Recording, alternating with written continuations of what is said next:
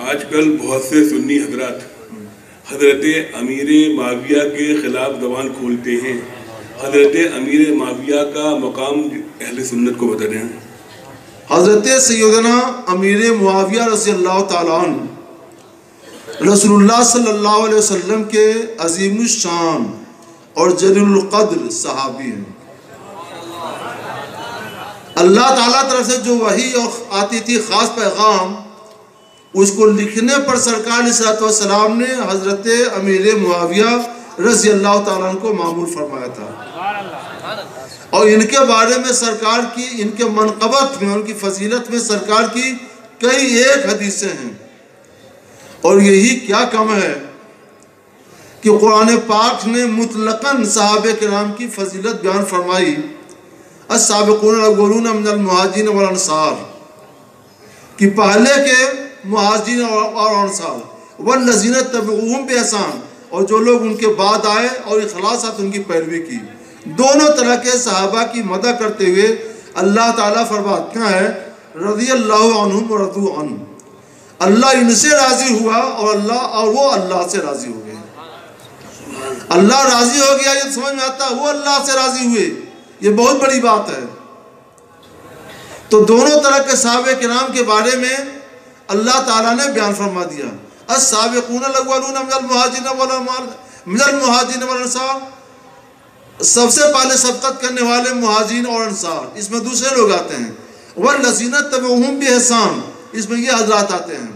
اور دونوں کی مدح اللہ تعالیٰ فرماتا ہے رضی اللہ عنہم ورضوا عنہ، اللہ ان سے راضی ہوا اور یہ لوگ اللہ سے راضی ہو گئے. اور وہ آیت کریمہ ابھی آپ نے سنی ہم سے پہلے کے خطیب سے، حضرت مولانا شمس الدین صاحب دامت مظلوم سے، کہ اللہ تعالیٰ نے قرآن پاک میں فتح مکہ سے پہلے جو حضرات اسلام لائے ان کا بھی ذکر فرمایا، اور فتح مکہ کے بعد جو حضرات اسلام لائے ان کا بھی ذکر فرمایا. دونوں کا ذکر کرنے کے بعد اللہ تعالیٰ فرماتا ہے وَكُلًّا وَعَدَ اللَّهُ الْحُسْنَى، اللہ نے دونوں گروہوں میں سے ہر ایک سے جنت کا وعدہ کر لیا ہے. تو حضرت امیر معاویہ رضی اللہ تعالیٰ عنہ سے بھی جنت وعدہ فرما لیا ہے، جیسے کہ خلفائے راشدین سے جنت وعدہ فرما لیا ہے. اور اللہ کا وعدہ سچا، اللہ کا وعدہ پکا.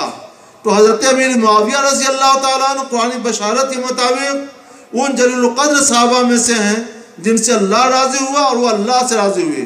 ان جلیل القدر صحابہ میں سے ہیں جن سے اللہ نے جنت کا وعدہ فرما لیا ہے. بڑا اونچا مقام ہے. اور یہی کیا کم ہے کہ سرکار فرماتے ہیں لا تسبوا صحابی، میرے صحابہ کی شان میں بے ادبی نہ کرنا. فَإِنَّهُ، کیونکہ تم میں سے کوئی اگر لو انفق احدکم، اگر تم میں سے کوئی احد پہاڑ کے برابر سونا اللہ کے راستے میں خرچ کرے، احد پہاڑ کئی کلومیٹر کا پہاڑ ہے، اگر تم میں سے کوئی اللہ کے راستے میں خرچ کرے تو بھی میرے کسی صحابی نے آدھا سیر یا پاؤ بھر جو اللہ کے راستے میں خرچ کیا ہے اس کے رتبے کو نہیں پہنچے گا. جانتے ہیں اتنی بڑی فضیلت کیوں ہے؟ ایک مثال سنیے. آپ نے 100 ٹن کا شربت بنایا جس پر کروڑوں روپے صرف کیے.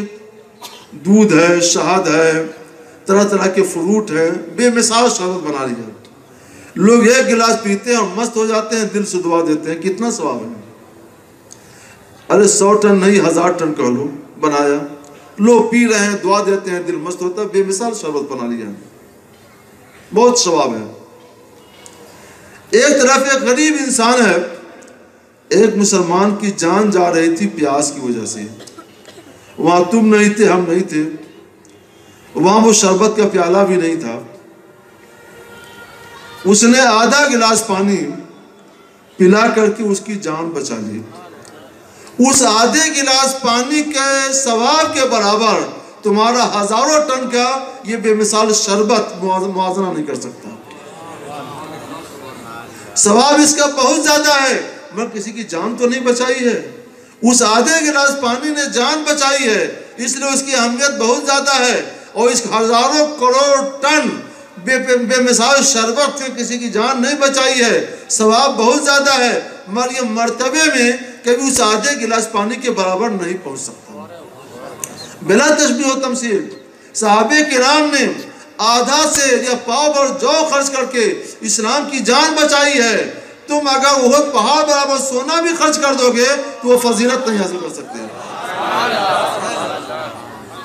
کس منہ سے تم امیر معاویہ کو برا کہو گے؟ 20 سال تک انہوں نے امت کو ایسا متحد کر رکھا تھا کہ اس اتحاد کو دیکھ کر ساری دنیا انگوش بدندہ تھی۔ امیر معاویہ کے نام سن کر بڑے بڑے لوگ کام جایا کرتے تھے، جنہوں نے اسلام کی اتنی بڑی خدمت کی، اختلاف کے بعد اتنا عظیم اتحاد پیدا کیا، اتنی بے مثال خدمت کی، اور ان کے بارے میں تم زبان کھولتے ہو اور سرکار کے ارشاد یاد نہیں رکھتے کہ لا تسبوا اصحابی، میرے صحابہ کی شان میں بے ادبی نہ کرنا، کیونکہ تم نے بہت پہاڑ برابر سونا بھی اگر اللہ کے راستے میں خرچ کیا تو میرے صحابی نے اگر پاؤ بھر جو بھی خرچ کیا ہے تو اس کے برابر تم نہیں پہنچ سکتے ہو۔ یہی سے مسئلہ بھی حل ہو گیا جو تحذیر الناس میں ایک صاحب نے